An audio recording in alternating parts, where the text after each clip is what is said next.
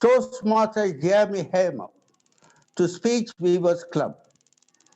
In this regard, our club has already received responses from various countries of the world. Toastmasters provides supportive and positive learning experience in which members are empowered to develop communication and leadership skills, resulting in greater self-confidence and growth. In every Toastmasters meeting, we have a guidelines to follow. Please mute your mic and other digital services during the session, and remember, if you are a speaker, please unmute yourself. All speakers are requested to refrain from speaking sex, religion, and politics to avoid sentiments of our audience. Please turn on your videos to keep our speakers motivated. It is now time for me to introduce a person of beautiful mind. An introvert doesn't appear to be introvert on stage. Someone who has been intrigued and fascinated by public speaking since her childhood. She has been a Toastmaster for more than 3 years and completed her Advanced Communication Gold and Advanced Leadership Bronze. Won third place in area level table topic contest and inching closer to DTM by coaching a struggling club called Bridge Eye to Eye. Please join hands to welcome our one and only president, Toastmaster Deepa Sampath Kumar. Thank you, Toastmaster Joseph. A very warm welcome to one and all. Welcome to Speech Weavers Toastmasters Club's mega event, the online workshop on how to become a table topics champion by Toastmaster Jamie Hamer. Thank you for taking out the time to be part of this event, and a big, big round of applause from all of us to you for being here. I'd like to call meeting number 598 open. I see a few dignitaries. I'd like to recognize them. Our founder of Speech Weavers Toastmasters Club, which used to be known as Microsoft Speech Weavers, Srikantan Kumaraswamy is here with us. I see our area director and our member, a pillar of our support for the club, Srinu Babu, here with us. DTM Arvind Nair, our PQD division, District 121 PQD Vanita Rangarajan, DTM Aksander Mirza, and I recognize all dignitaries present here. A warm welcome, a special welcome to you all. Now, there are a number of reasons why we are all gathered here in this virtual room. Around 250 are expected to attend shortly. The numbers are rising by the minute. Ladies and gentlemen, whether you're here, new to Toastmasters, curious about what it is all about, or whether you're here to learn to up your game in impromptu speaking, whether you want to connect with more people, whether you want to become the next table topics champion, or whether you just want to have fun, we'll make sure that today that your reason to be here is fulfilled. Let me quickly talk to you about Toastmasters, especially for our non-Toastmaster guests, and a little bit about our club. Toastmasters is a non-profit education organization. It's a world leader in developing public speaking and communication and leadership skills. It's a 100-year-old organization. It was started by a gentleman, a visionary, Ralph C. Smedley. And this Toastmasters International is headquartered in the US in Colorado, Englewood, Colorado. It's a worldwide phenomenon. It's a communication revolution. There are 16,600 clubs right now operational, in 145 countries. Each club, just like ours, has around 20 members each. And if I have to put what Toastmasters is in a sentence or two, it should just be this.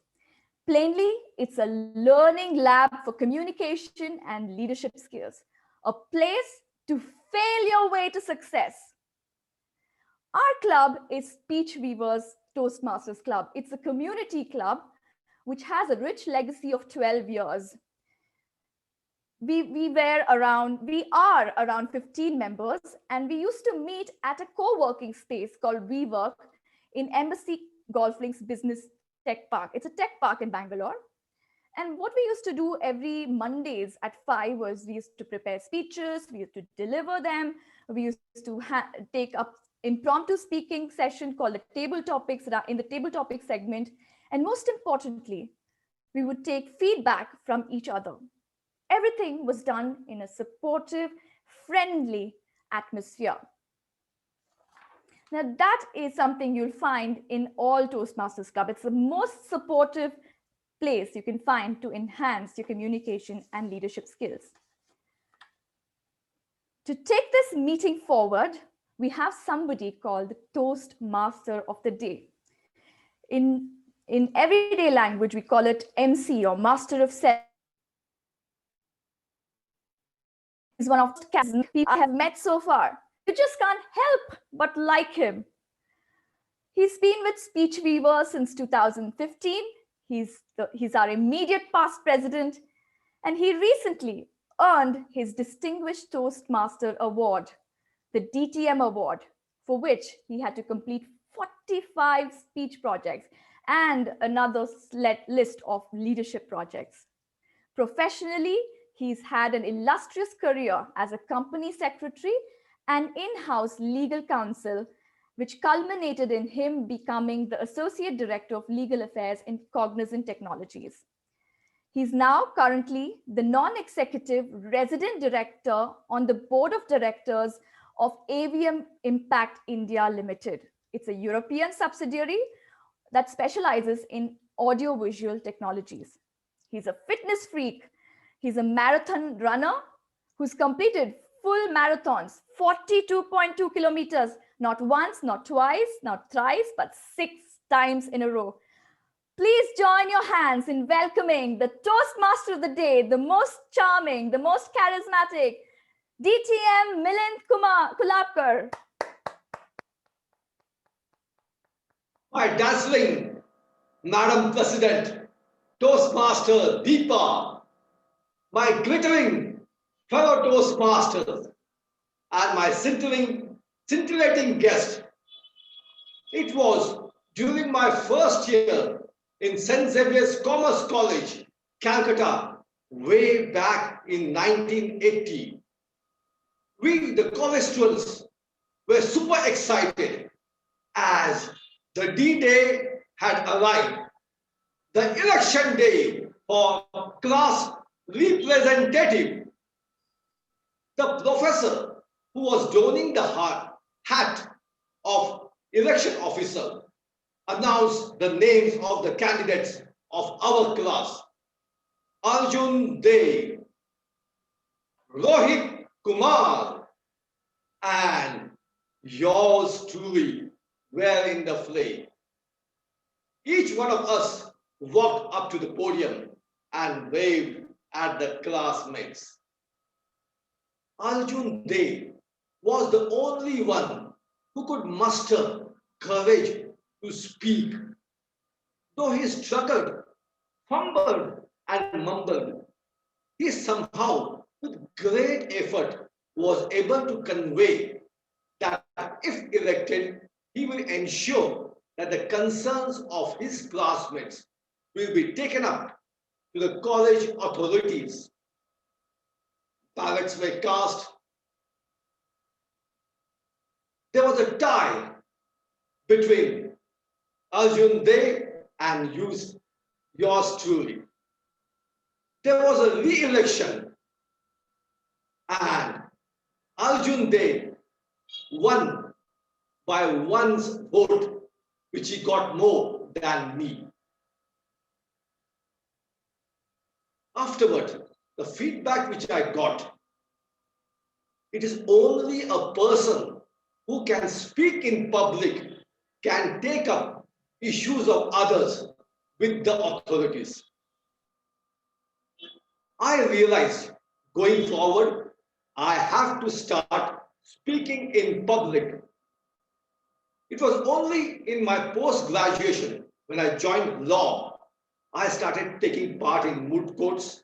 I found it easy as all that I had to do was to go through the case laws, practice and vomit.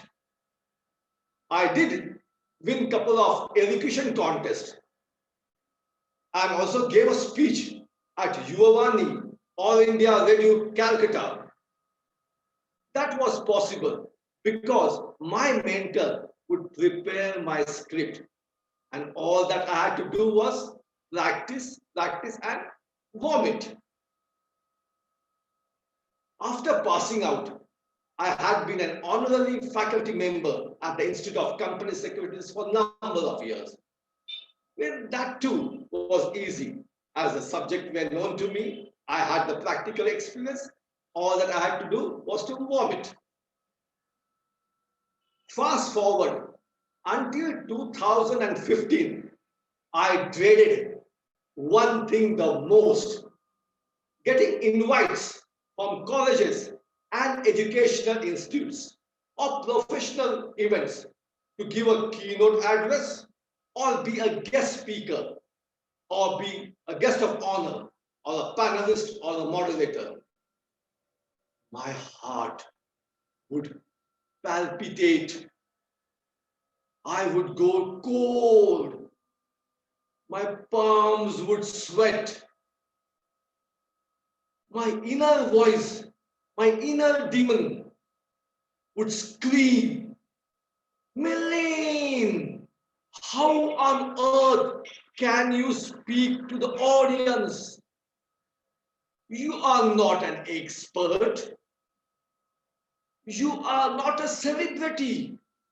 You are not an author or a columnist that you can seamlessly pen a script and address the audience.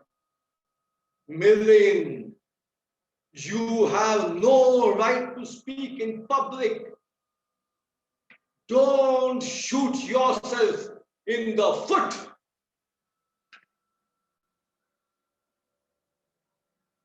Those days, my smart reply to the organizers would be, "Oh, surely, let me check my calendar and get back to you." After a day, I would get back to them.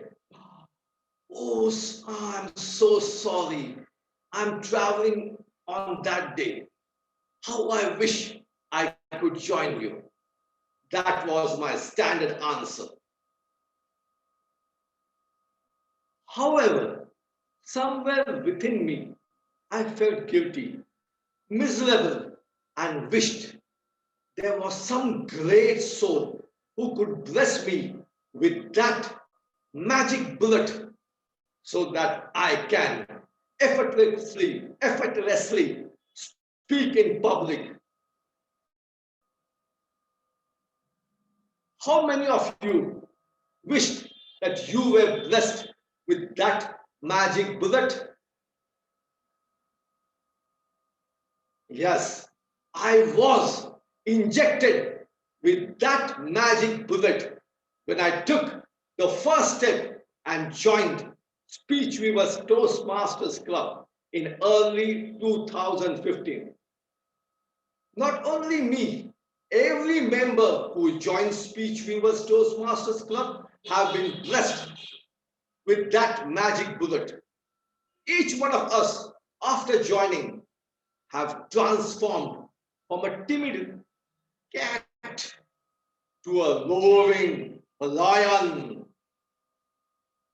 Those inner voices, those inner demons transformed into my guardian angel. Come on, Milene. Come on, you can do that. Why don't you try that humorous speech? Oh, why don't you try that debating? Oh, why don't you try that elevator speech? Try out speech, try out. Nothing is going to happen. You can make it. You can do a lot of different things. What is that unique about Speech Weavers Toastmasters Club? I would hold that secret sauce until the end. Let me now throw some light on the person whom I would invite next. The gentleman has a diverse and impactful dozen years in sales, entrepreneurship, and commercial strategy. He also had a decade-long corporate career spanning sales, commercial strategy, and marketing for industry giants like Procter & Gamble, the Accurus Group, and Gartner.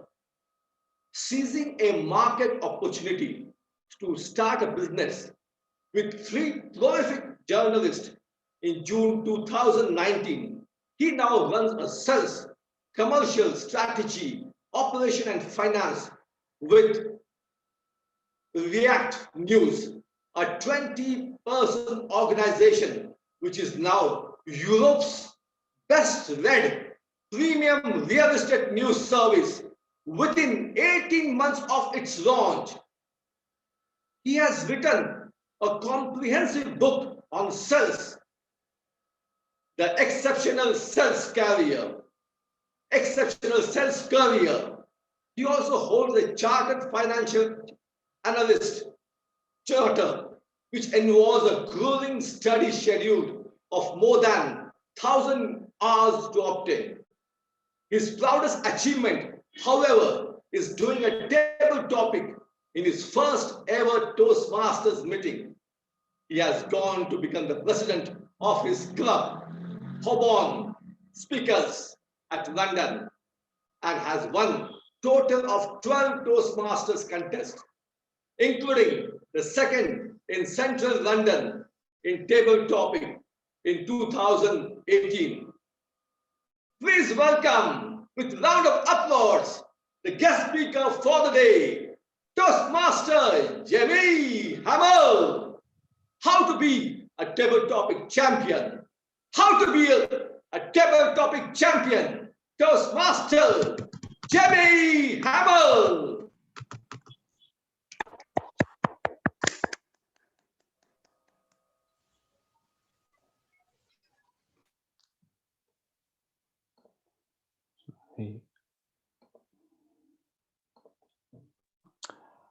Thank you, Malind, for that gracious and generous introduction. And I'm honored to be introduced by such incredible Toastmasters as Deepa Sanar and Malind Kulagbar, which I hope I'm getting correct there.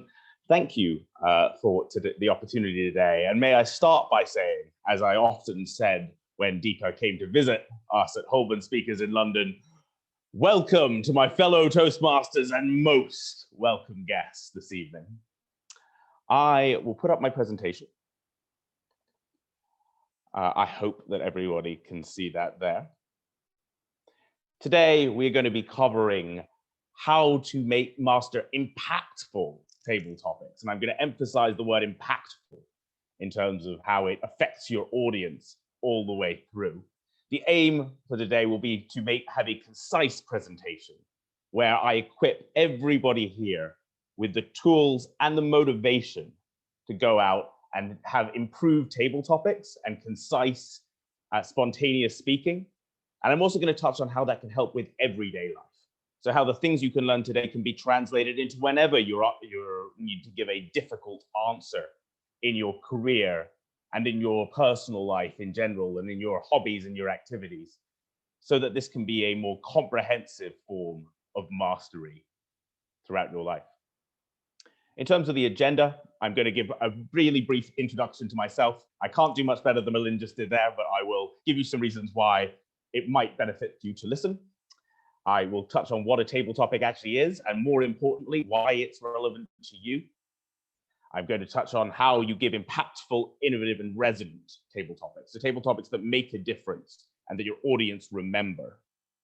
I'm then going to do I'm going to ask the audience to give several table topics, which I will give evaluations to. So we're going to have 5 or 6 people to have a think in advance if that's something you might want to volunteer for, and to get some feedback on your table topics now as you embark on your career to improve your spontaneous speaking. And lastly, we'll wrap up with a Q&A. And I'm very grateful for Speech Weavers for hosting me in this evening. I look forward to providing value that represents the investment you're making today with your time. Just a bit about me. So this is a picture of how I see myself. You know, composed, smiling, with London blurred out in the background where I live. This is more what I look like when I'm making speeches on camera, as a club I recently visited sent to me. So if you have a worse haircut and you're caught mid-sentence, it doesn't always look beautiful. So please would everyone refrain from screenshotting the screen at any time this evening. To give some background on me, I have a diverse background. I'm a typical finance poster child. I was young. I was born in the UK and lived in Australia, in Bermuda, the United States, basically every former British colony, except unfortunately India, which I look forward to visiting as soon as humanly possible. At a very early age, I realized I wanted to work in sales. I realized back when I was 8, I was in Bermuda where my family still lived, which is a tiny island. And I was selling raffle tickets to my dad's co-workers in insurance. And I was going door to door, full of excitement. I was cute. My dad was the boss. So everybody was saying yes, yes, yes, yes, yes, yes. And boy, does that feel amazing. And so I went into one woman and I had no nerves and I was excited. And she looked at me and she said, she narrowed her eyes. She said, I bought from you last year and I didn't win. So I'm not going to buy from you this year. And I thought to myself, oh man, I didn't realize people could say no. I didn't realize that was a possibility. And I took it personally. I was emotionally hurt by this event. And I think the thing that really made me realize it was my first no and not my first yes that made me want to go into sales, because I realized it didn't matter. This woman had her reason. She had a good reason to say no. And I still had the opportunity to sell the most raffle tickets and win a prize overall at my school. So learning the golden rule of sales, that if you approach enough people and enough people have interest, then you can't go wrong, inspired me to want to do that for the rest of my career and to be an excited rather than a concerned salesperson. So that influenced the rest of my career. I went to university at the beautiful School of Edinburgh. There is a picture of Edinburgh on a sunny day. That happens twice a year. The rest of the time it rains. But I went on a sunny day and so was sold on the idea of going there. I did a very formative thing while I was there. And for my university summers, I went door to door in the United States selling educational books, which taught me a lot about discipline and hard work and putting yourself out there and taking rejections and getting things wrong in order to learn how to do them right, that I think was very helpful in table topics. I then moved to London to work for Procter & Gamble, the big consumer goods company that makes everything from your shampoo to your diapers to your batteries. And I spent 5 years there working in a variety of roles. And I moved to London, which after 9 years here, I'm convinced is the best city on earth. I realize I should be open to other arguments, but I'm so used to this beautiful city that it will take a lot of convincing at this stage. Although I respect we have people from all over the world and many beautiful countries here tonight as well. I was incredibly lucky while in London to be introduced to Toastmasters. It was actually a friend from Singapore who had come second in his district championship for international speaking, who said, you need to try this. This is a game changer for me. It will help you in your presentation, in your career, and in every aspect of life. And as we'll come on to later, it did exactly that. And so I'm extremely grateful for that introduction. And I've been a Toastmaster for the past 6 years. I then went on to work for Gartner, the technical research company, one of the toughest places to get a job in sales in the world. And so it took me several interviews and a lot of persistence and a lot of answering difficult questions, as we'll come on to today. But it allowed me to get a job there, which I thought at the time was my dream job. But then I had an opportunity to start a business with some friends and longtime colleagues. And we got together and we decided to make a news service for for European real estate, something that didn't exist really at the time. And over the last 20 months now, we've grown to an organization of 20 people, over 2 million of revenue. And we are now the best read European paid real estate news service. So it's been an incredible entrepreneurial journey, and something that, in terms of the way I positioned myself and held myself throughout the process of hiring, of being hired, of pitching for investment, something that Toastmasters and the experience for that was invaluable in doing. So that is my journey thus far. I look forward to continuing it with React News and otherwise, and I'll touch on some of the aspects that have been so helpful that have stemmed directly from table topics today. I also just want to touch on the fact that, as Malin mentioned, I have recently written a book. It came out last week. It's a 2-year project where I interviewed over 100 sales and business leaders for their perspective on how to build an amazing career. And I broke down 100 different lessons that you might want to know that I wish I knew 10 years ago about being an inspiring salesperson, entrepreneur, and just having a fantastic career. Not all of the lessons in this book will be relevant to table topics and Toastmasters, but some are. Lesson 56 is interview like it's a sales process. Lesson 57 talks about how your extracurricular activities can help you to get a job. Toastmasters foremost among those. And lesson 62 is about how to have a great elevator pitch and how to put together a strong, concise view of everything you're saying. And so all of those would be relevant, as I hope would many lessons of the book. So quick pitch, that's what it's all about. You can go to Exceptional Sales Career to find out more and order a copy if you are so inclined. Now, talking about Toastmasters, as I said, I'm incredibly grateful. I signed up looking to become a speech champion, as my friend had, but I found a lot more in the evaluation aspect of Toastmasters.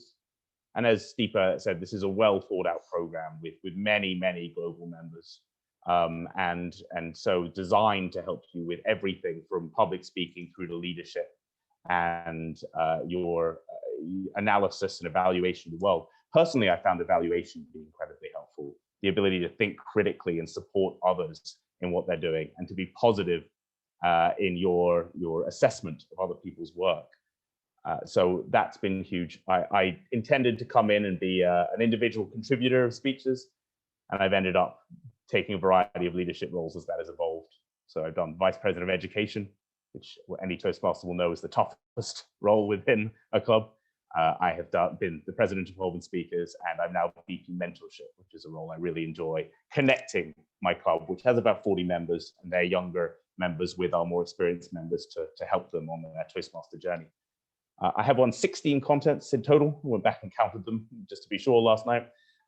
They are a variety of club contests and area contests, one division contests in table topics. Unfortunately, the district and a share of the first prize in the UK has eluded me to this point. I came second back in 2018. But I feel I have plenty more years to go and compete in those, and I will report back to everyone here once I have accomplished that goal. One of the things that has held me back is that I've traveled a lot for various jobs, including for Gartner, which meant I've had to forfeit a place in several competitions. But I hope that the consistency of winning contests can be helpful in some of the advice I'm giving today. And there is a picture of me winning an area contest and holding it in front of a good friend of mine and fellow competitor. So as you see, I am quite competitive in this sort of thing, and enjoy making sure that I am at the forefront of these competitions. Now, what is a table topic? For any non-Toastmasters, I'm sorry, we've been throwing around these words without being fair and explaining what they are. So in its simplest form, a table topic is a big part of every Toastmasters meeting. I've had it described as the scariest part of a Toastmasters meeting, the most difficult part of a table topics meeting, and the most exciting and fun part of a Toastmasters meeting. And I believe all of those are true. Every meeting I've ever been to, there have been table topics. It's a spontaneous speech. It lasts from 1 to 2.5 minutes in length, which is an important distinction, because one of my recommendations is you leverage every second of that 2.5 minutes to get your message across. You can see there the Best Table Topics Award that's given out at every meeting. Crucially, I should say, you don't know what the topic is going to be before you come up. So it's an exercise in thinking on your feet, organizing your thoughts, and coming up with a positive, impactful speech that people remember without any preparation. I show there the 2019 winner. Of course, I'm not bitter about it all. And the Best Table Topic Award that they give out at every club meeting.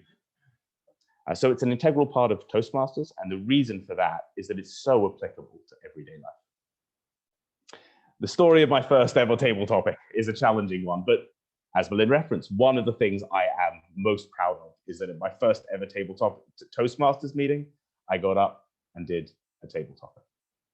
I was visiting a club called London Olympians in London, a very established club that meets in a hotel. And at the halftime mark, they came up to me and asked, would you like to do a table topic? And I had promised myself that I was going to immerse myself in the meeting. So without knowing what it was, I said yes.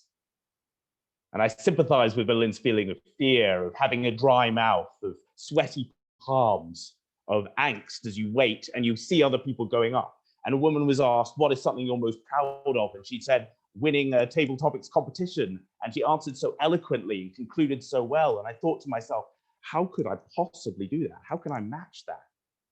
And so I started going in my head and I scrambled and I came up with all the different stories I've had throughout my career, whether it was door-to-door sales or working for Procter & Gamble or something else. And I was thinking to myself, which of these stories can I use that will apply to the question, to any question? And my name was called and my heart froze in my chest, but I got up to the front and I think I said, and I say I think because I don't really remember the experience fully, I was asked, the new London double-decker red buses, they've recently changed them so that you can get on and off without talking to the driver. Which do you prefer? Do you prefer the ones where you talk to the driver, or do you prefer dropping on and off without any interruption? And in retrospect, I had such a good answer, and this always happens in table topics. I could have talked about how we're already so antisocial in London. The last thing we need is less human interaction. But that's not what I said. No, I said, okay, transport, and I veered off in a different direction. I talked about how during university, I'd driven a pedicab, such as that second picture there, a rickshaw as a taxi to make money as a student. And I talked about how it was an interesting experience, how I enjoyed it, how there were lots of American tourists, nothing to do with London red buses. And after about a minute, I fizzled out. And that was the end of my table topic. And the man next to me was very kind. And he said, I gave you a vote, but it was a participation medal rather than anything that was impactful. And I sincerely doubt to this day anybody remembers my table topic except me. Now, why am I proud of that?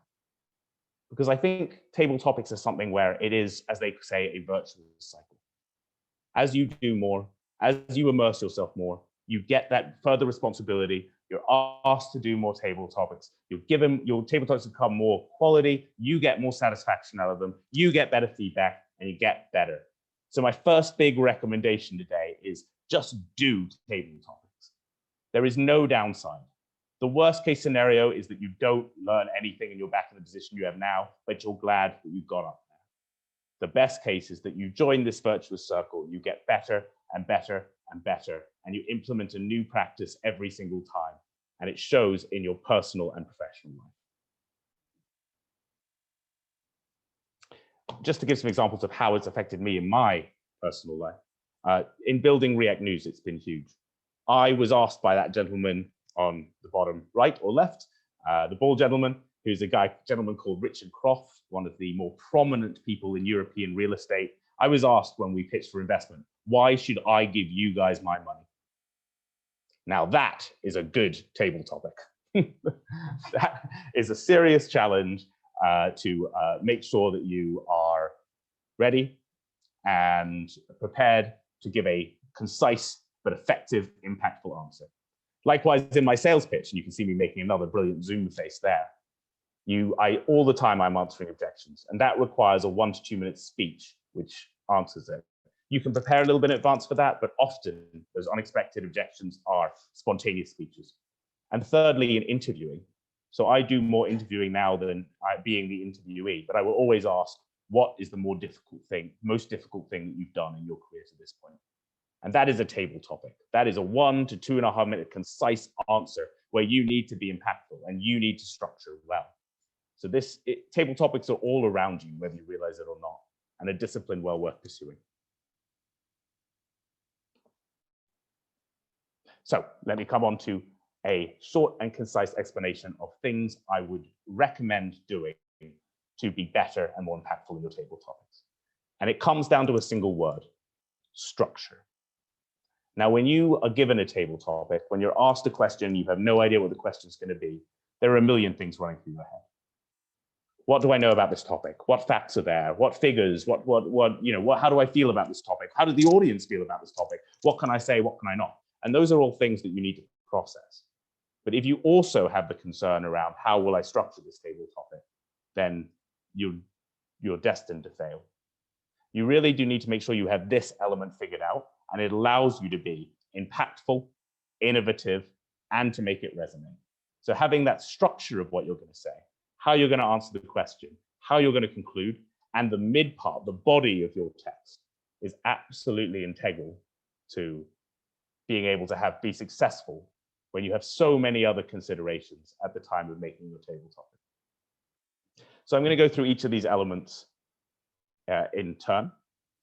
One thing I would say about most table topics is most table topics you hear given in any meeting are not necessarily impactful. A person will come up to the stage and they will talk about their views on a given topic. They will talk about maybe a personal story. And most of the time you come away thinking, that was very nice. That was lovely. I agree with that, or perhaps I don't agree with that. And you move on to the next table topic. What we're really trying to get at here is table topics that resonate and that people remember. And I'm just going to give a few techniques that I use to make sure that, regardless of whether someone agrees with my point of view or not, they come away thinking, wow, that was really interesting. I'd like to know more about that table topic. And that's really the kind of value to the audience we're trying to get at today. And how can you impact you do so through your introduction. Your introduction determines your impact. I've put some examples there of people who I really enjoy listening to, giving effectively table topics, answering questions for the press, giving spontaneous speeches. Some you may recognize, some you may not. Some, I apologize, are political. I don't want to say I'm recommending their views by any means. I just think that when you see these people answer questions, they do so directly and powerfully. Just for reference, two of my favorite comedians there. So Jimmy Carr, who's a very famous British comedian. You might recognize Winston Churchill, a controversial figure, but one who always had brilliant answers to spontaneous questions. Angela Merkel, who I admire for her values and her resonance. And Catherine Keisel, who is a British comedian who's very famous for, an American comedian, I should say, based in Britain, who's famous for speaking her mind. So, 3 techniques I'd recommend in the introduction, 3 options. I'm a big believer in answering the question and taking on the question immediately. I would not recommend what I did with my initial and avoiding the question and diverting into something else where you're more comfortable. I think that is a great way of, it's an instant red flag for the audience, and it immediately disqualifies you from winning in a competition where one of the requirements is how well is the question answered. So these are my 3 options which I would recommend. Either answer the question directly. So throughout this, I'm going to be using apples versus oranges as a generic example of how you might structure each of these. Which do you prefer, apples versus oranges? Well, I prefer oranges, and I prefer oranges for X and Y and Z reason. Another is to attack the question. It's often a very profitable strategy in table topics contests, is to say, right, well, every question is based on a premise. So why should we have to answer this question?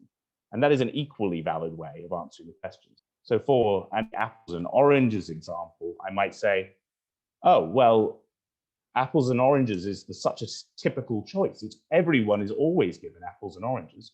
I'm actually team pears. I really believe that pears are underrepresented in the fruit world. And therefore, I'd like today to pitch you pears which are miles above both apples and oranges, in my view. Another fun technique to use, and these are all things you can think about doing in advance and work for almost any question, is to exaggerate the question. To say yes to the option, but then take it a step further to make it ludicrous or to almost go too far. So I might say, apples or oranges? Oranges. I believe in oranges, and what's more, I believe apples should be banned. And that is a very fruitful way of taking an interesting stance, getting the audience's attention, and making sure that your table topics will be impactful. In table topics, you have the chance to be someone else, to create a story around yourself that is interesting and that resonates with the audience, and that allows you to take a stance, maybe something you don't care on. But this is a key principle of comedy as well, is that you either go against the question strongly or you go for question strongly. But either way, you answer the question strongly to have impact. Point number 2 is on the how to innovate. Now, structure exists to help you to innovate. Having a firm structure will not prevent you from innovating, but it will allow you to innovate within predefined boundaries. And I'm going to show you a few of my favorite structures today. The most common structure out there is called PREP. Point, reason, example, make the point again. And this is very effective for complex table topics, and it's very effective for to give a more basic structure. It's not my preferred structure, but it works very well for a lot of Toastmasters participants because it makes sure you answer the question. So it could be something like, point, I prefer oranges. The reason is I feel that apples are a public health because they have pips. They have little pips on them, and people show up. There's a huge amount of legislation over the past year. And actually, I had a scare when my brother, when we were young, choked on a pip, and we had to resuscitate him and take him to hospital. So just to make my point again, apples are dangerous and oranges are better. So it does bring out creativity, in that it makes you use an example, it makes you tell a story. I recommend it as a very basic structure. Some more exciting structures are, and most of these will be in 3 parts, because in Toastmasters, we often use rules of 3. A comparative structure can be very effective. That's when now this is not a substitute for taking a strong stance and being impactful at the beginning of your table topic. This is instead complementary. So I might say, oh, I prefer oranges. Now, many people will prefer apples, and this is why they're wrong. However, this is why myself and my fellow orange fans, we believe in the sun. We believe in the fact that you can shred them into 8 pieces and share them is so much better. And so when I look at the comparison between the two, it's really unequivocal for me. Oranges are just superior in every way, from the fact that they have external skin right to the fact that they didn't tempt Adam and Eve into sin. Whatever it is, it doesn't. The point is not the content, but that structure will allow you to and give you time to come up with your best possible content. A seasonal structure can be brilliant, and it can work with just about any table topic. So you start by saying, in the winter, I believe this. In the spring, I believe this. In the summer, I believe this. It's a very easy flow for people to follow. Or, that you can go summer, autumn, winter. So I could, for example, say, I love apples because in the winter, apples are still good, whereas you won't see any oranges growing. Sure, in the spring, you'll see more and more oranges, but by that time, you'll have such a thirst for apples, it won't matter. And the variety of apples will only continue into summer, that's when apples really come into their own. I mean, have you ever had a proper orange cake? No, it's because it doesn't exist, right? So you use that seasonal flow to keep your momentum going. All of these are a way to make sure you reach more than 2 minutes and stay impactful the whole way through. My favorite structure, though, is temporal, which is to say, this is how I felt in the past. This is how I feel or think now. And this is how I will feel or think in the future. And this has been my most common one. My most common way of answering a table topic is to answer the question strongly with a strong point of view, and then use this technique to align my thinking and my storytelling. For example, the table topic that won the division contest, which was a question from a few people, I was asked, the social media generation, where will it end? And so I answered, it will end with the end of humanity. Because in the past, you'd marry the person next door. It was so easy to meet people. Now, it's getting increasingly difficult. Everyone has such short attention spans. You need basically a 5-star rating on Instagram to get a girlfriend. And in the future, we won't talk at all. It'll all be through social media. So how will we procreate? It will be the end of the human race. So having that structure in advance brings out your creativity. The last example of a structure relies on what I call the three Greek ladies, affectionately. Those are Ethos, Logos, and Pathos. And these are great techniques for evaluations as well. I've won a few evaluation contests using the assessment of Ethos, Logos, and Pathos, which are Greek storytelling conventions. The Ethos is how credible you are. Why should we believe you? The Logos is the facts, how much facts and figures and detail you're giving us. And the Pathos is excellent storytelling.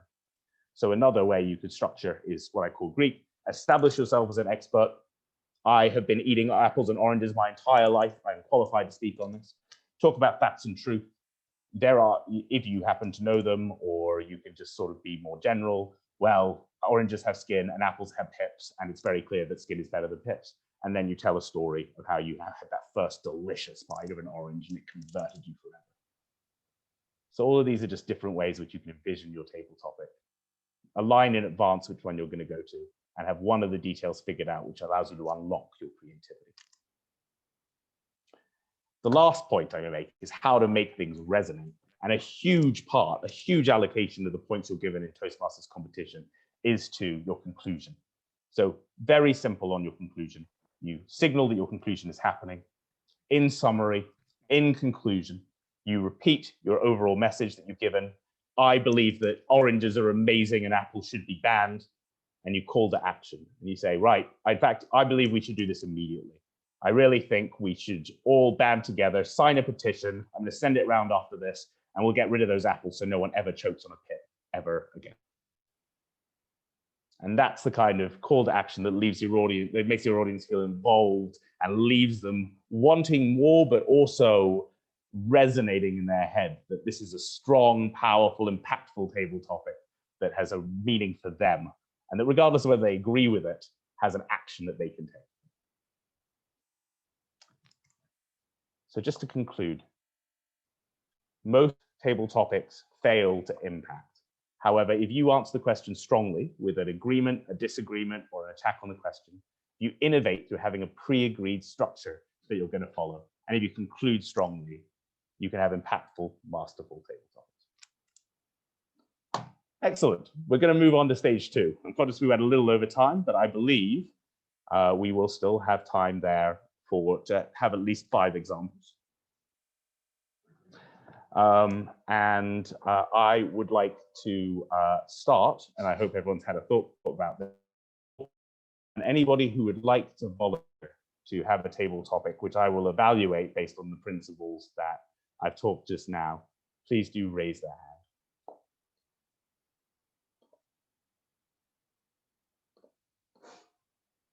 I can see that Bunny Chow has his hand raised. Please, can we unmute and spotlight Bunny? Sure. Sure. Thank you. All right, we will spot the timer in after 1 minute. And these are all questions that I have either been asked in an interview or in a table topic competition. So Bunny, 1 minute minimum, 2.5 maximum, answering the question with a strong introduction, using one of the structures we discussed, and concluding strongly. Please, could you tell us what is a lesson you learned the hard way? With his table topic on what is a lesson that you learned the hard way? Please welcome Bunny Chow. Thank you. Thank you, Toastmaster Jamie. Lessons are quite important for us. We all learn by learning. We all grow by learning. And I would like to highlight one of the key lessons that I learned when I was 10 years old. I was playing a sport of football when I remember that the football went away into a faraway land and we did not find it. We were trying to search for it, and what we decided was, let's just abandon it because we did not own that football. However, that was owned by one of my friends, and if he did not take that football back to his house, his parents will not leave him. And when I went back home, my parents asked me, what did you do there? Why did you ditch your friend? Is this the learning which you will carry forward in your life? And that's when I realized how I ditched my friend, and that was a bad learning because I lost that friend forever. And very recently, I would like to highlight something very similar. It's not just ditch your friends, but also not to ditch your relationships. I have another friend from whom I borrowed some amount of money, but then I could not repay that. I was under constant stress to repay, but I was just not able to repay that. And eventually, I lost that friend. However, I realized that the friend was ready to allow me to not repay him. He was ready to let go of the debt only for our friendship. And that's a lesson which I learned the hard way, that relationships are so important, such important. It's not about the amount of money or a football which you would lose. It's all about the relationships that you carry forward for your entire life. So it's all about relationships, and that's a lesson that I learned the hard way. Over to you, Toastmaster Jamie.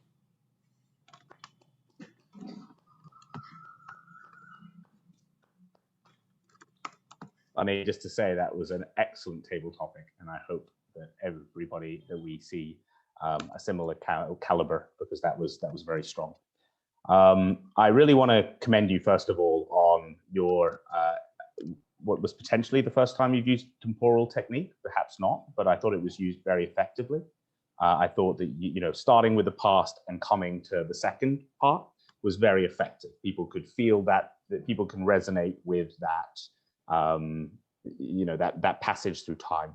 I thought perhaps you could make it stronger by including the future, because in the future is often the most important thing, because it gets behind the why. So in the future, these are the kind of relationships I want to have. And perhaps you can do that by shortening the other stories so that they're more concise and snappy, so you don't run out of time. I thought you had a very powerful conclusion. You had you summarized what you said well. Potentially the chance for a call to action to the audience. How does this relate to you? You should also maintain your relationships. And so yeah, just to summarize my amazing use of the body, time, amazing conclusion, a couple of things to work on, but a really strong, progressive tabletop. Thank you. It was just an attempt. Yeah. Thanks for your techniques. Thank you. I can see Niket Rana has his hand raised. Hi, am I audible? Excellent. Niket, do you mind turning your camera on, if that's okay? Just give me 1 second. Thank you.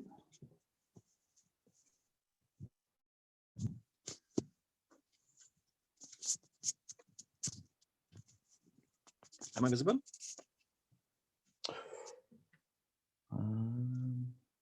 It looks like it. That will do. Yeah.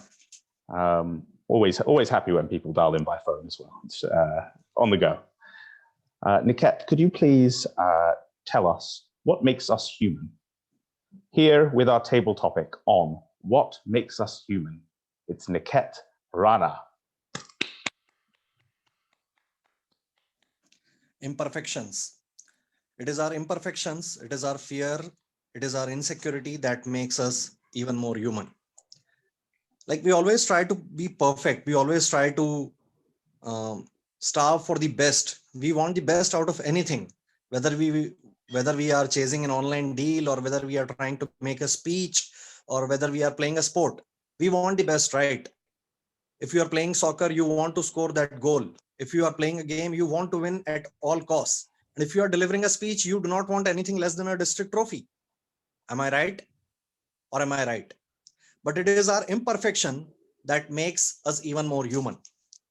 It is our attempt. It is our desire that we go out there and give it a shot. That is what makes us human. Because if success is guaranteed, then where is the fun in the game? Like, there will be no fun, right? If you are sure about the outcome of any game. So only when we strive to achieve something and we fail again and again, we not only get the fun, but it also makes us even more human. It makes us want to come back and attempt it one more time. And that is what I believe is the right approach towards anything that we want to pursue. So that's what I would like to say, that never give up and keep trying. That will not only make you more human, but also give you the fun in the game. Over to you, Jamie.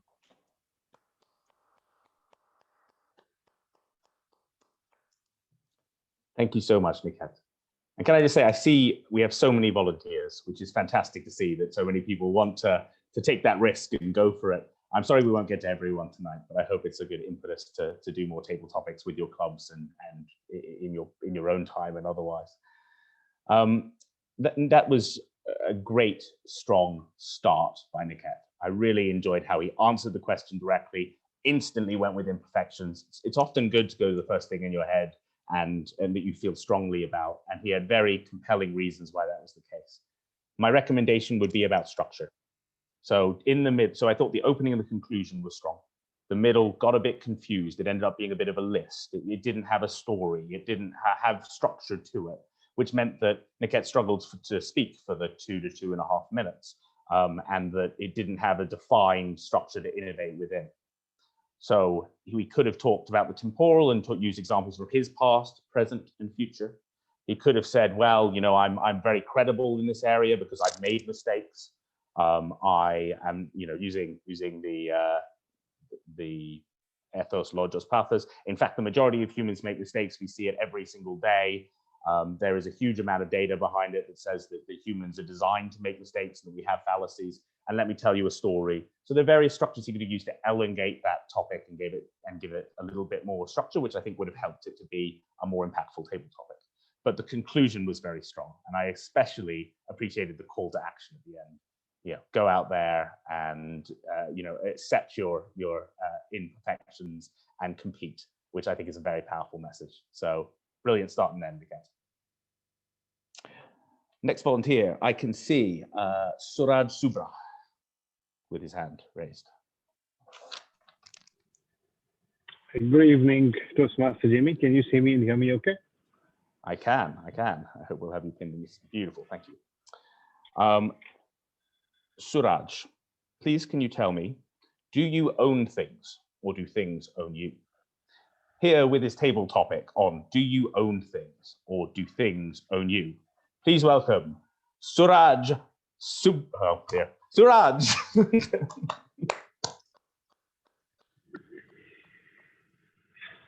I think things own me more than I own things. So when I say things own me, it's definitely the regrets, the feeling of being incomplete, the feeling of a lot of things which I have done in the past which could have gone differently. And I see that being similar to a lot of people. It's what has happened in the past which seems to own us in the present, which will impact us in the future. One big lesson is failure is seen as one of the worst things to have happened. One of the things which happened to me was I would never arrive on time. I would never respect being on time. So I went to France to work, and then I wanted to explore the place. I wanted to make an impression, but then I always felt that because I extend late into the evening, I was okay walking in late into office. So, the first day aside, the second day aside, but then it became a habit. In my head, I kept thinking that because I'm extending later in the evening, it's okay for me to walk in late to office. However, what they also noticed was over the weekends, I would get up really early to take a train to go explore different places in France. Now, the people at work could see the contrast where they saw me doing that over the weekend because that was something I was passionate about.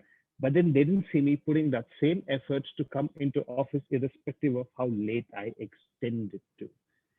Now, that habit was something which led to my downfall. And I kind of felt that that was something which owned me because it was my thought process. It was my inability to change something which was seen as an apparent weakness, which led to professional downfall. And that's the point I'm trying to make, that our habits own us, our failures own us. If we don't make a conscious effort to make a change, they will end up owning us, and that will become the pattern of our lives. Thank you so much, Toastmaster Jamie. It was a wonderful experience.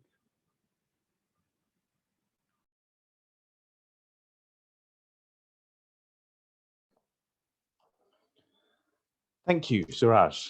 And apologies, I I put myself in a bit of difficulty there with your last name, which I apologize. I can't prepare for in advance. I want to commend you, first of all, for strongly answering the question, for diving right in. That's been a consistent theme with our table topic is tonight, and I think that's really powerful. I think it will put you all in good stead for the future. I thought that was a clinical example of the prep technique. You gave us a point that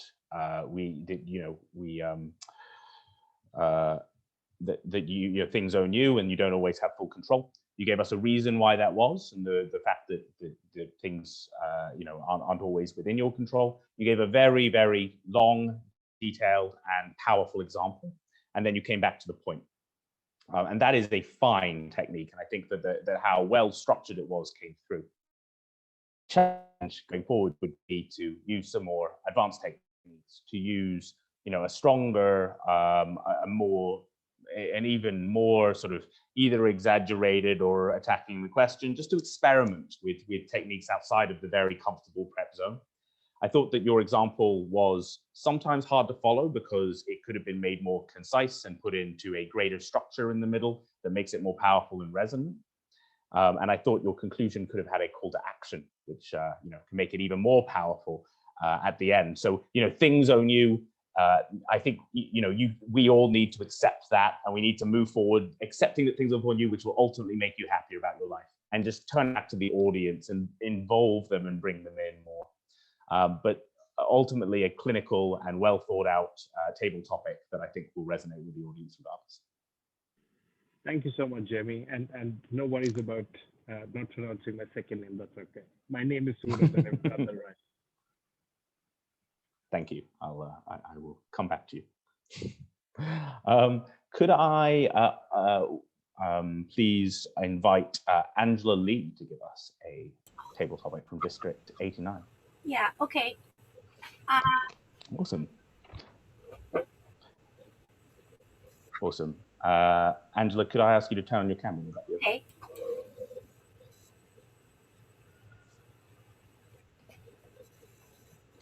Thank you so much. May I ask where District 89 is? Yes, Hong Kong. Hong Kong, amazing. Hong Kong. Live there briefly. I'm very jealous. Come to Hong Kong, and so that I can take you around.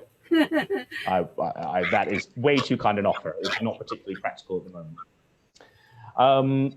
Angela, can I ask you, and this is a classic table topic question I've been asked several times, if you could travel either forward or back in time to a certain point, where would you travel to and why?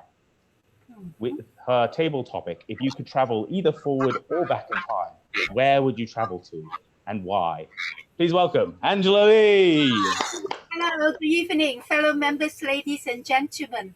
I'm very glad that I have an opportunity to go forward or to go backward to my life. I think this is amazing if I have that opportunity. And I'm very thankful for this question.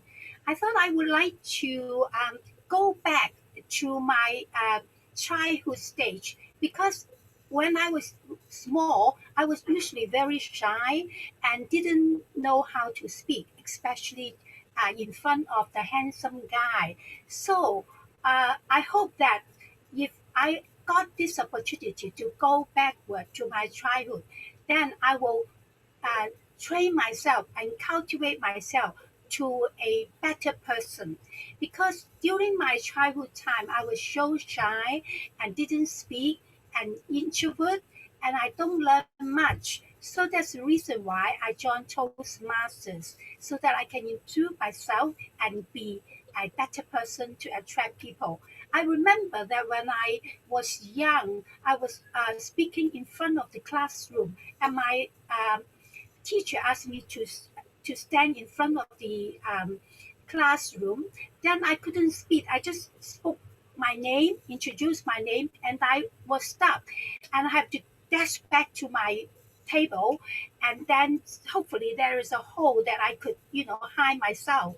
And from that time onwards, I was so afraid to public speaking.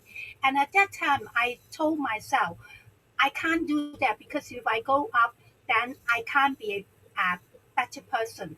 Whether I can be a teacher or a Toastmaster or a manager or what have you, so that if I have a chance to go back to my childhood, I will definitely train myself to be a better person. And then now I don't have to join Toastmaster, or I can do something else that can improve myself. So life is very interesting. And thank you for this question. And I would like to go back to my childhood stage. Thank you for asking this question.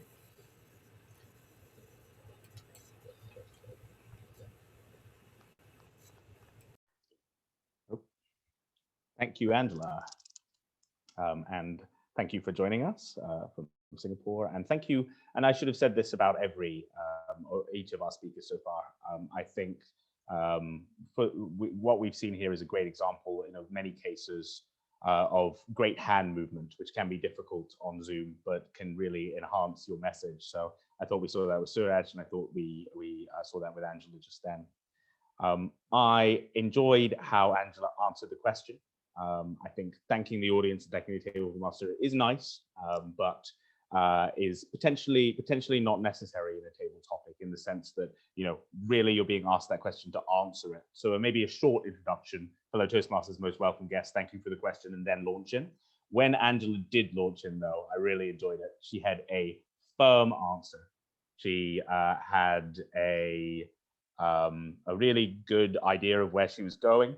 And I think she began a really good structure. She used the past. She told a really good story from her past. She came back to the present and how she's a Toastmaster now, but she's doing it to learn now what she could have learned previously, which is a powerful message. I thought the opportunity was to carry that through into the future. So given that I am where I am now, I see myself being a champion. I see myself being a more confident version of me. And this is how I envision and feel it will be in the future. My other recommendation for Angela comes from concluding strongly. After such a strong introduction, so much opportunity to say, you did come back to your point. You did assert again that you'd like to go back to the past, but there's that opportunity to go that step further and say, we're all Toastmasters now. I'd encourage you to think about how things were in the past, but to use that as fuel for the future and connect it back to the audience. And I think that turning it back around the audience, you're thinking about them as well as just yourself, is what helps things to truly resonate at the end. Thank you. Thank you. Thank you, Angela. That was great. And I think we have someone who I've seen flash up a couple of times who's very keen. So I'm keen to not hold Munish back.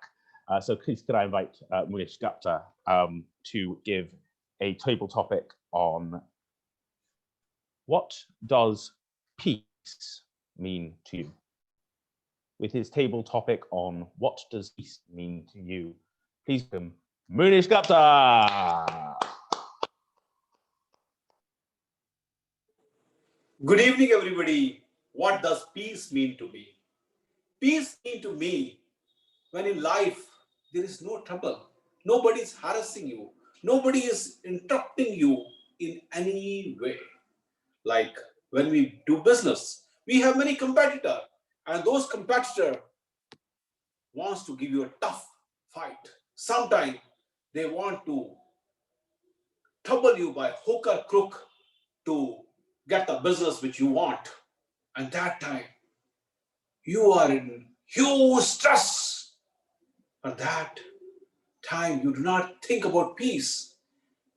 Peace you can only get when there is nobody who is troubling you, when there is nobody who is creating a hurdle in your life, when there is nobody who is creating an obstacle in your life.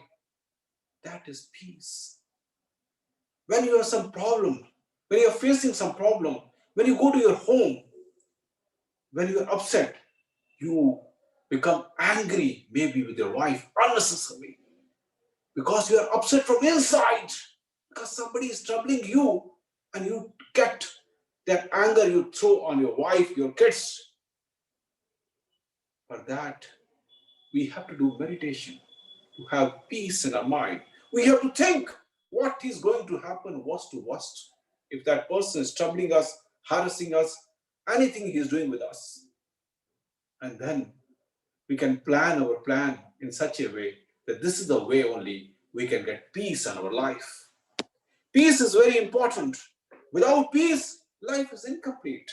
The people, those who do not have peace, their life is a mess. And they don't enjoy the life. And we got life once. We should enjoy every moment. I read a book of Dale Carnegie from where I learned this thing. Earlier, I didn't have peace in my mind, where it is taught. Anything happens in our life, we can say what is going to happen, worst to worst, and then we can start working on that how can we get rid of this thing? Then only we can have peace. Thank you. Over to the Toastmaster, please.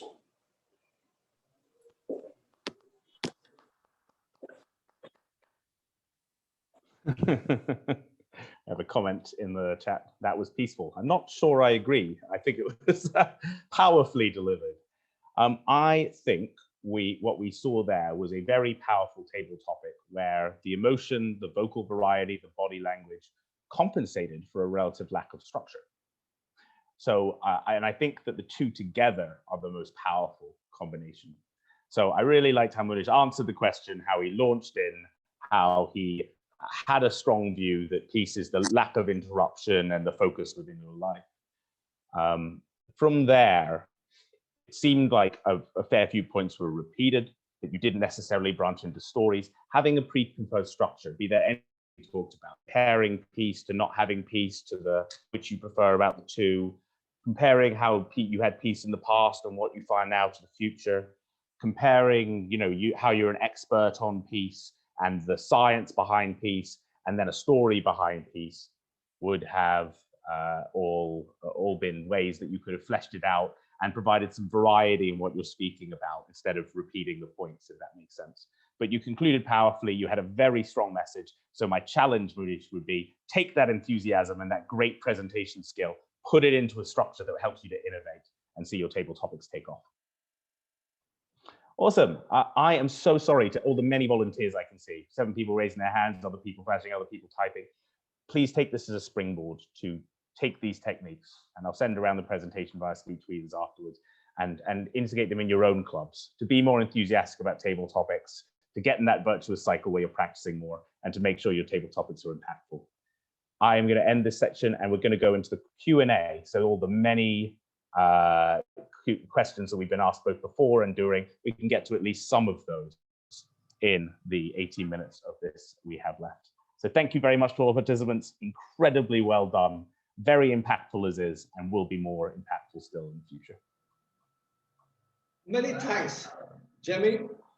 Now that we are proceeding to your third part, to moderate the question answer session, we have a Toastmaster who a couple of years ago, before he joined Speech Weavers, dared to ask his manager during his performance appraisal, "Sir, when I will get my promotion?"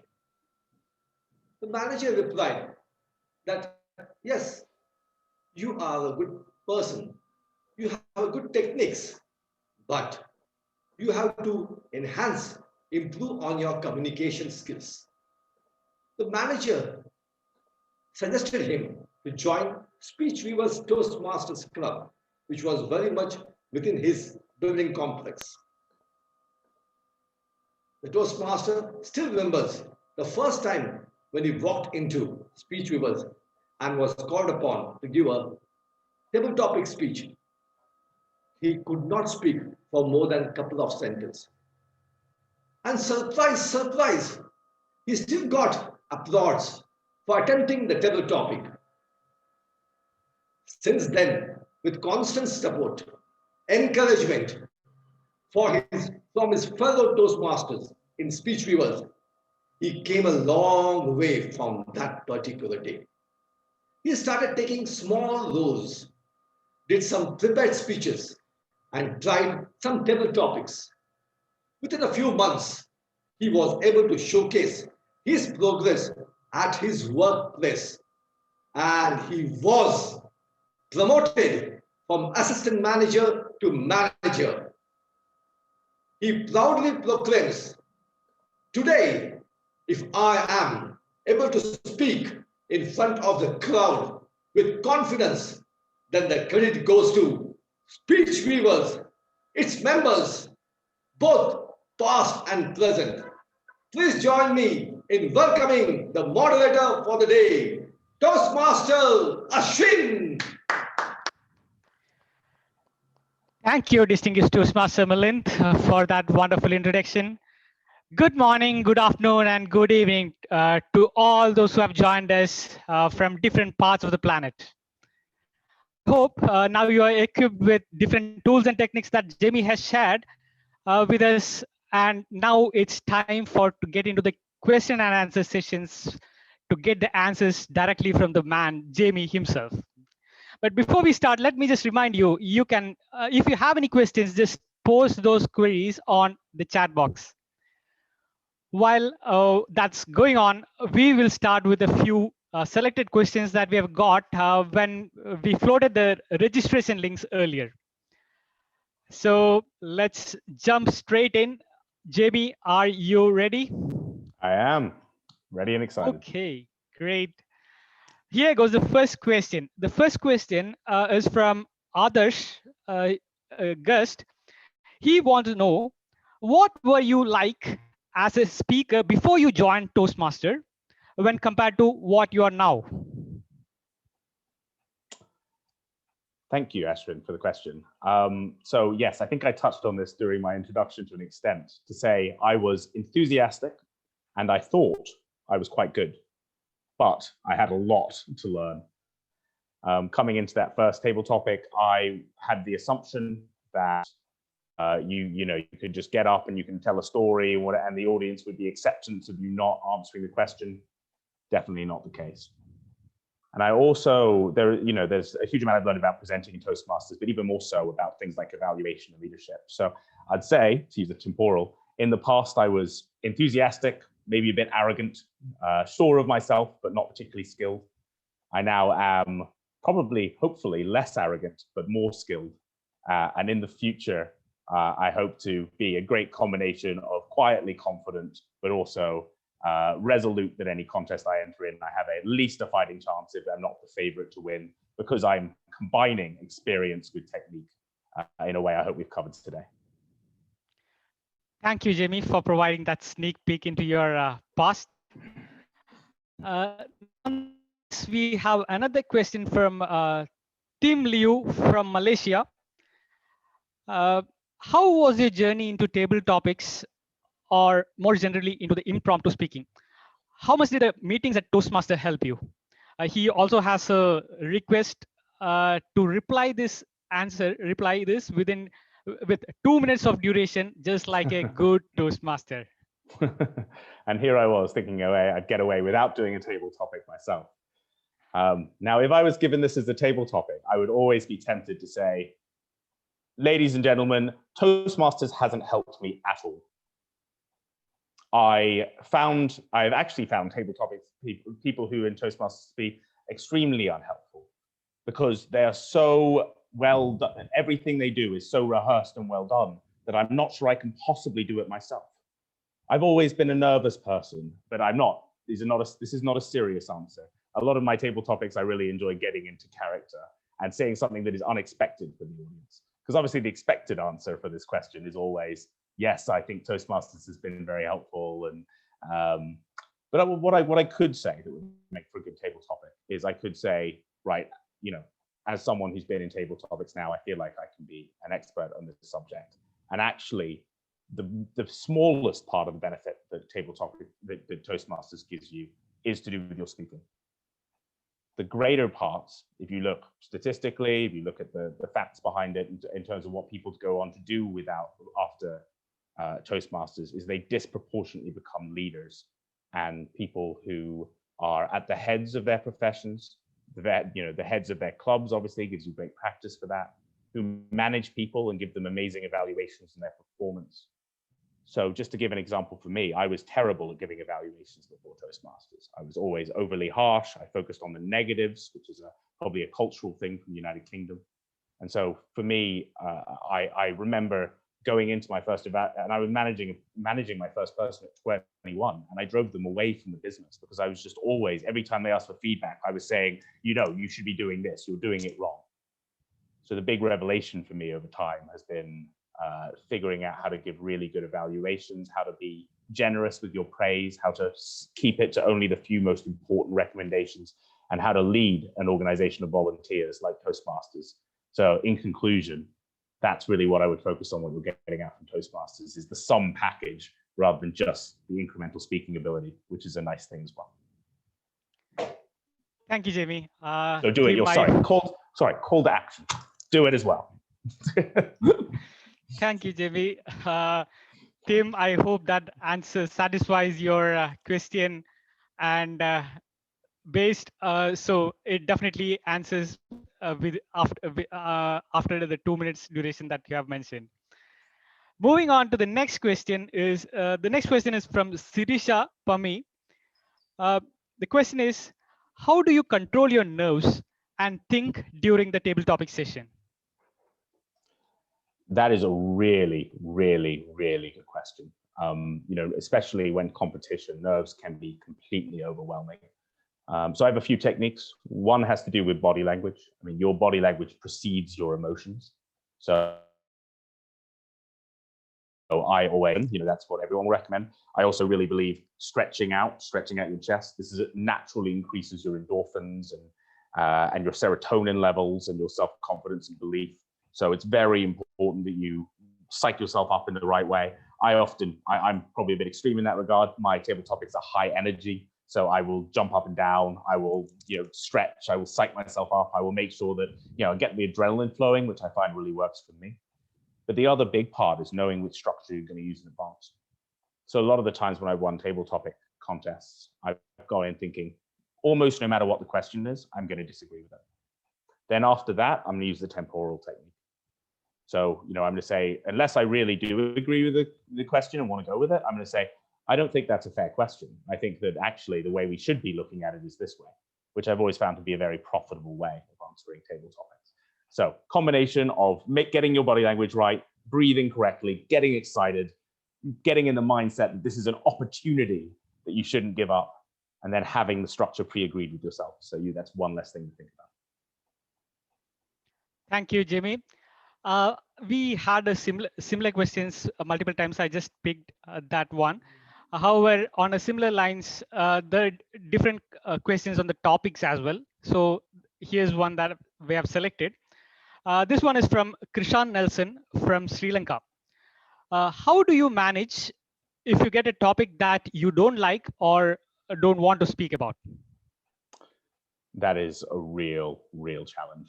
And I've heard such difficult stories. I've heard the story of someone who was given the literal topic fish and chips, which is a traditional dish here in the UK, right?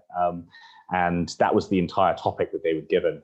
And the moral of this story is that they were incredibly innovative and turned it around and talked about a coastal town where they used to survive off fishing, and now they produce computer chips, which is of course brilliant, but you can't always do that. So one of the things that I really believe in is making a very quick decision, or even deciding in advance if you're going to take a bit of a risk on whether you're going to disagree, agree, or exaggerate. So this is one where I might be tempted to exaggerate and say, well, it's a boring topic, right? You haven't been given any talk about fish and chips, and most people will just go, oh, I like fish and chips. I'd be like, I actually think that fish and chips should be mandatory. I think that it should be every meal. I don't think that anything else should be allowed. It's such a proud British staple. And then I go on and I give 3 reasons. I might use a logical reason, a credibility reason, and a story reason, or I might use the simple prep and go reason, example, make my point again, and then a call to action. But yeah, more difficult ones, it really helps to think outside the box in terms of how you answer, and then use a structure to complete your 2-minute table topic. Interesting. Thank you, Jamie. Here comes the next question from Jyoti. The question is, how crisp should be anecdote inclusion or a personal story in table topics? That's a really good point. So you only have 2.5 minutes.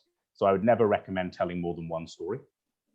So in that regard, it has to be crisp, right? I mean, the maximum you can spend on it and still have an introduction, a conclusion, and some background is 1 minute, 1:30. So my recommendations on this would be twofold. One is choose one story. Don't try and have more than one story in a table topic.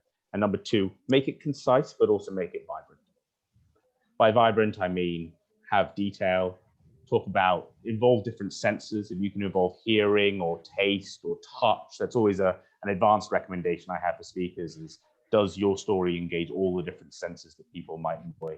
So my recommendation would be focus on one story, make that story concise, but also vibrant, and keep it to about a minute to 90 seconds. I think a minute and 90 seconds when you're between friends as well, that's a good story length to practice giving regardless. So I would practice giving those concise but impactful stories outside of table topics and then integrate them into your table topics. I think we probably have time for one more question. That's okay. Okay. Thank you, Jimmy. Then the next question is from Ray Rivero from US. He wants to know, how can other Toastmasters help prepare me for the table topics contest? Yeah, it's important that they do. Ultimately, one of the ways to think about table topics is whoever can do the most table topics and have the most practice will win. Because there's no substitute for practice, for getting up there in high pressure situations, but also just for practicing with your friends. So I own a table topics game, which you can buy online from Toastmasters International or not from Toastmasters International, that gives you random topics. And one of the things I did in 2018, during my last sort of division to district journey, was I got together with a couple of fellow Toastmasters and we all practiced table topics. As in, we all gave each other table topics, we all evaluated those table topics, because going through that, practicing. I mean, if you are dedicated, if you are determined to win, if you're determined to win districts in India or your district anywhere else in the world, and you're willing to put in the time to do that, and if you do 1,000 table topics, you are not going to lose your competition. I can tell you that much, as long as you're putting in place good structure and getting good feedback from Toastmasters. So twofold. One is make sure it's a part of your meeting, make sure you volunteer every single time. The other is you can practice outside of work and Toastmasters to make sure you're ready to play. Thank you, Jimmy. I think we are almost running out of time and we need to close the session, close the Q&A session. Before we do that, Jimmy, do you have any last message or any final thoughts that you want to share with the audience? The first would be to thank yourself and Malind and Deepa and all the people who've made this possible. I've never seen an event for Toastmasters so well organized, coordinated, promoted. I'm just honored to be a part of it, and thank you so much for all your hard work to make an online conference of this scale possible at such short notice and with such high caliber. And the other is, make sure that in your table topics you are being impactful, you are innovating through structure, and you are resonating, and that will mean that your table topics are remembered and make a difference. So please do play around with these techniques. Do what you feel is comfortable and what fits with you, but also take it a step further and take some risks, because that's really how you'll get ahead and make yourself into a masterful champion table topic master. Thank you. Wonderful. Let's give a lot of applause to Jimmy and the moderator, Toastmaster Ashwin. Now that I was supposed to give you the secret sauce of speech weavers, but because of paucity of time, I'm reserving that, and I'm also inviting each one of you to store this meeting link and join us next Monday, same time, and you'll get that secret sauce. Now, going forward, I'm going to invite a gentleman who is a darling of each one of us at Speech Weavers. According to him, he joined Speech Weavers to improve his English and its grammar. He realized lots more can be done in our life with the help of supporting members at Speech Weavers. Initially, he couldn't speak English properly. Sometimes he was able to talk, but really he had no clue of what he was talking about. Speech Weavers helped him to articulate his thought properly.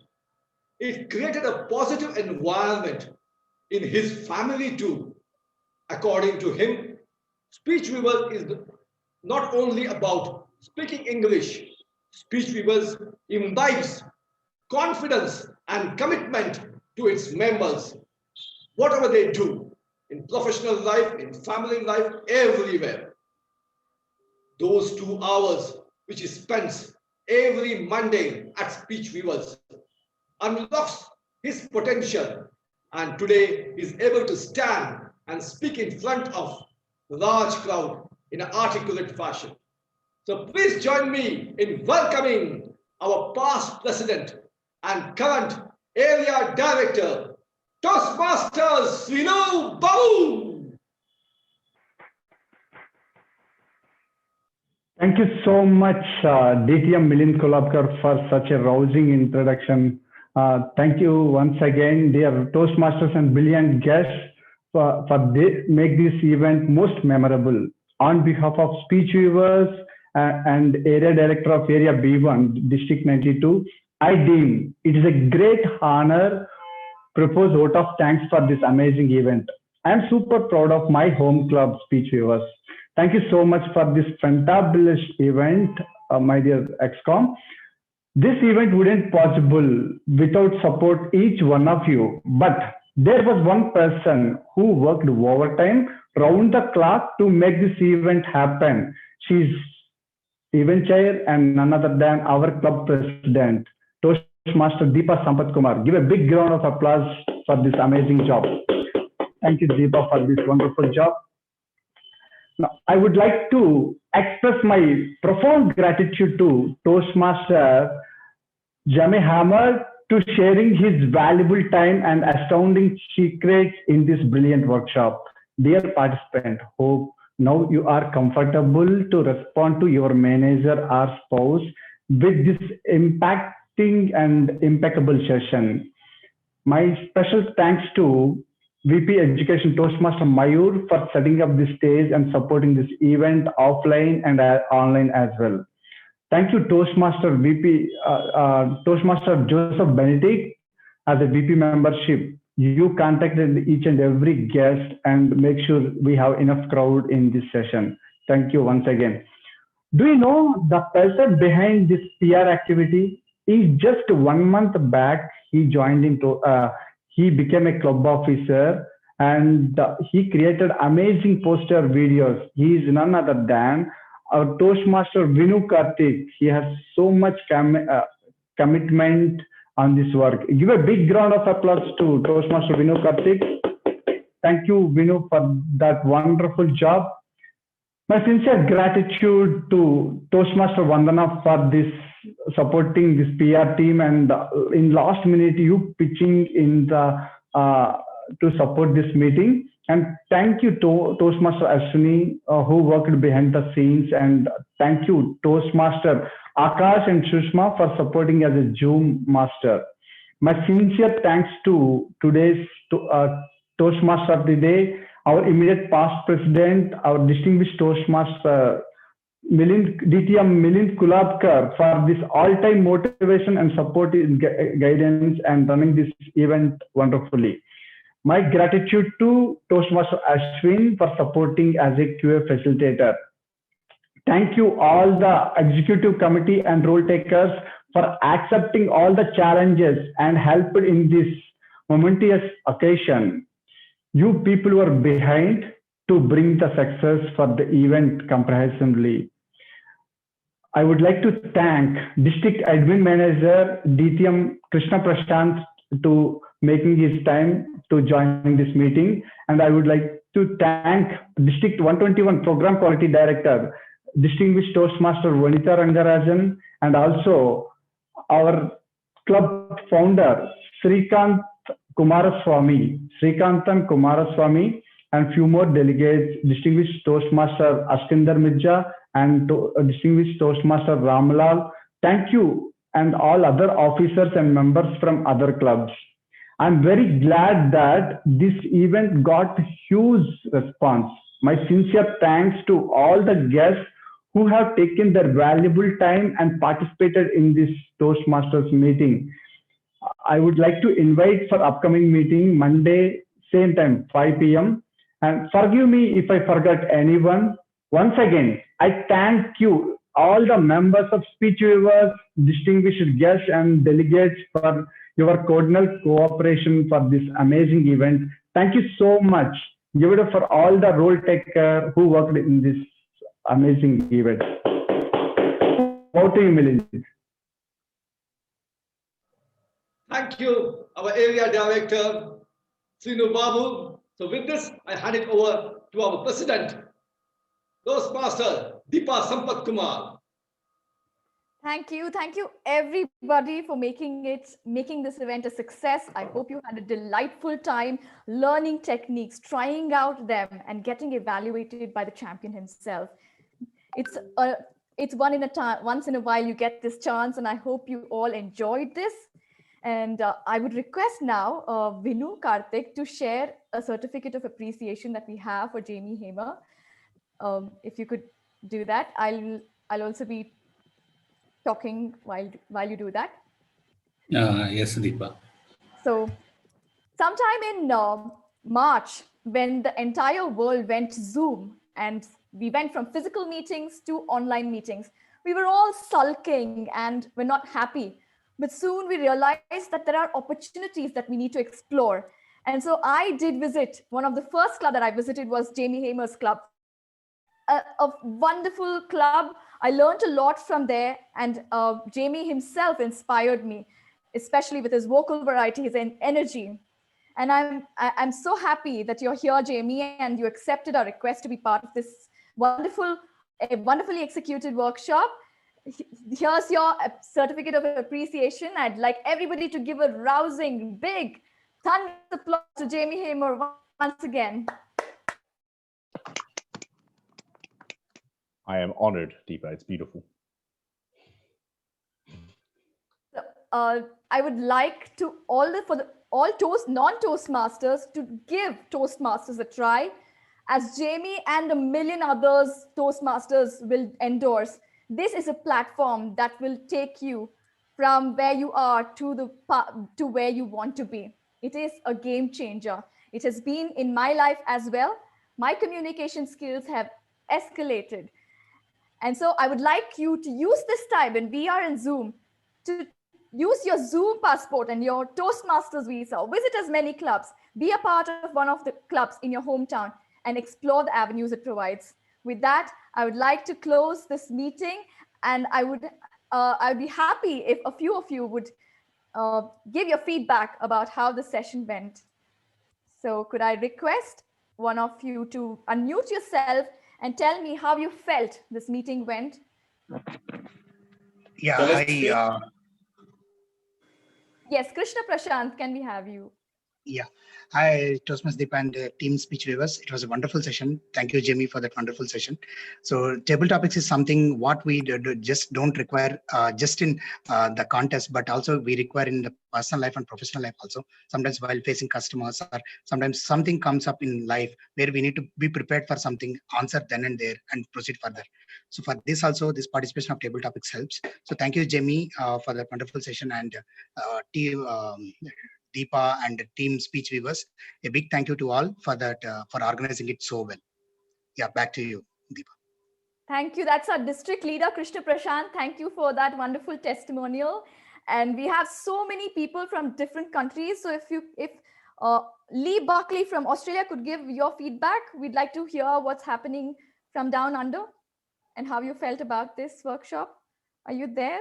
I Yes, hope you're thank there. you. Thank you, Madam President Deepa. It was a wonderful workshop. It is worth staying up because it's past midnight here in Sydney and I'm still awake, raring to go. And I will put into practice the tips and hints that we got from Jamie today. Hopefully one day we shall be champion like him. And thank you, Speech Weavers, for organizing this wonderful event. Thank you so much, Lee. Good to hear from you. And next, let me ask the one person from Greece, Panos Korelis, if I got the name right. Could you turn on your video and give us your feedback? I'll do that with pleasure. Thank you, Deepa. Thank you. What strikes me in today's workshop is that we have we have fellow Toastmasters within the bounds of our organization that have amassed so much knowledge and experience, and they are just so happy to share on a global platform right now, that there is so much learning out there that just comes out of the goodness of their hearts, that my mind is blown. I don't think there is any other organization which shares so much human value and human quality as we witnessed today, Jamie pouring over the screen for close to 2 hours. And just the pleasure of being part of this as a fellow Toastmaster from Greece is just the highlight of my day. So many thanks, heartful thank you to you, Deepa, and the organizing team, and to Jamie. What can I say? Structure, structure, structure, and impact. Thank you for instilling that through your personal example in my mind once and for good today. Thanks to you. Thank you. Thank you, Panos. I really agree with you. There are so many overwhelmingly increasing posts about so many workshops in different parts of the world that the education session, I really want to attend everything, but I'm not able to. But it's a good time to explore these avenues. And now could I request Ivan from Bulgaria? Could you come and give us your feedback? Ivan, are you there? Okay, never mind. We'll go for anybody else. Anybody else? You can unmute yourself. Somebody from Malaysia.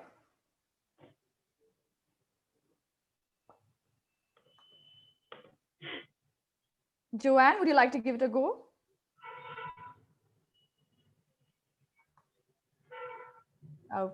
Okay.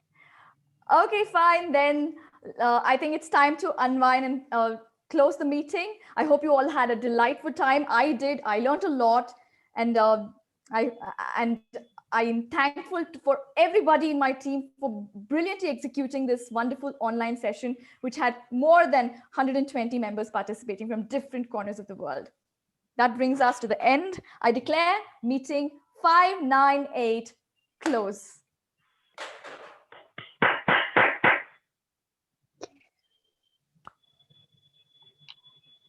Would you all like to take a group picture? Give a big smile.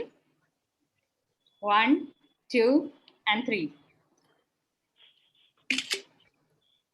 One more smile. 1, 2, and 3. Okay, and let me just go to the next screen. Okay, a few more. Okay, 1, 2, and 3. Thank you so much for such big smiles. Thank you all. I need to drop off, but really appreciate everyone being here and really enjoyed it. Thank you. Thank you, Jamie. Thank you, everybody. Fabulous, fabulous evening. Thank you again. Bye-bye.